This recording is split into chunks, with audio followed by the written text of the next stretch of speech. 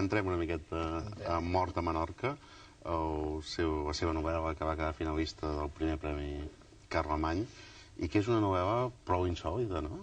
És insòlit el personatge. El personatge és molt insòlit. És un personatge que no té nom, que no té identitat, no té rostre, que està tan ple que no és ell, perquè tot és dels altres o tot és de l'altre. Esclau, de fet, és el protagonista indirecte, diríem, és un gran senyor. Hi ha hagut una persona que m'ha dit que era un castrat de totes, i de tots els aspectes, no hi és veritat. Un eunuc. Sí, sí. No, però... Però un eunuc útil, no dic molt útil, molt atent a la seva feina. No, fessin cèntims l'argument, perquè clar, estem... Començo jo. Això mateix, Hi ha un gran senyor... Ja ens anàvem. Un gran senyor que viu bé, que es dedica a escriure allò que abans en deien novel·les per entregues, o serials, o com més en deien, tenia molts noms d'allò. Fulletins, etcètera, i que té un ajudant, que és el narrador aquest, no?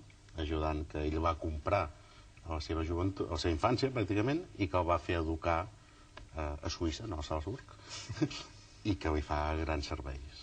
Va més o menys per aquí, no? Doncs se'n van un bon dia cap a Menorca a descobrir històries i allà comencen a passar coses. Per què se'n van a Menorca? Un punt de versemblança. Sí. És la figura del negre clàssic en la literatura. El que passa és que aquesta portada fins a l'últim extrem. Aquest és un negre que no té ni color ja. Clar. El Bernat Henri Lévy, que és un nouveau filòsof des de fa molt de temps, va escriure una novel·la i li van caure molts pals. No és tan nouveau. No, no és tan nouveau. Li van caure una quantitat de pals tremenda. I aleshores el tio va tenir la barra de dir, diu, coi, és que el negre no em va entendre. Negre, és a dir, la persona que venia a escriure. Jo vaig explicar l'argument ben explicat, però aquell home no era competent. Sí. Perquè vostè sap si utilitza el mateix negre quan fa escrits suposadament filosòfics o no? Ah, no, vull dir...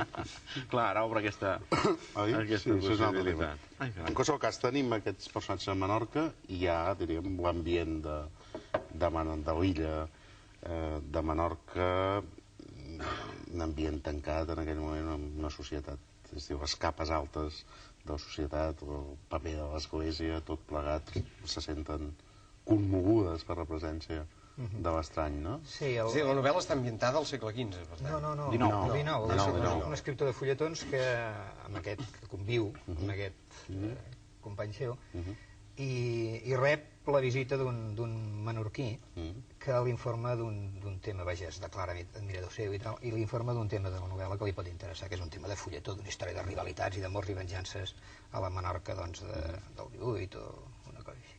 I llavors ell se n'hi va, decideix anar-se'n a veure què passa, no? I bé, a partir d'aquí la novel·la juga amb dues coses. De fet, és un joc, jo m'ho he passat jugant, no?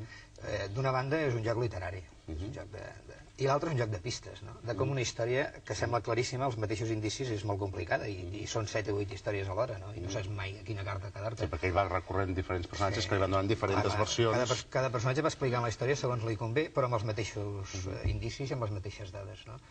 Esclar, és un joc en aquest sentit que dura fins al final i que no vull explicar al final, però va cap allà. Això mai.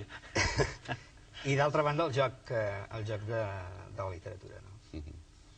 I amb petites històries dintre, amb petites històries dintre, aquell capellà que explica aquella història d'aquella cava que es queden... Com anava allò? Allò és un pescador, és una història que explica un capellà per amenitzar un viatge, una marxa. Sí, una caminada. I li explica una història d'un pescador que surt un dia a pescar i, ostres, no troben peixos, s'han perdut els peixos, no n'hi ha. I llavors rescata un bagul, obre el bagul, es troba un munt de paperassa que no sap d'on ve, i li agafa la mania de saber què diuen aquells papers. I llavors doncs es comença a estudiar, se'n va d'aquí cap allà, aprèn l'àrab, doncs estudia llengües i aprèn de tot, i quan torna cap a casa doncs comença a llegir, fa un fart de riure perquè el capellà es va equivocar ordenant els llibres, i se n'adona que encara no ha acabat la formació perquè no sap de química ni sap res, i llavors torna a començar, es ven com a esclau per una temporada per aprendre i tal, torna i descobreix un esquer meravellós que fa pescar, i a partir d'allí doncs és una història, en fi, és un conte natural. Però és molt divertit, eh? Vaja, em ha fet gràcia trobar-lo allà al mig.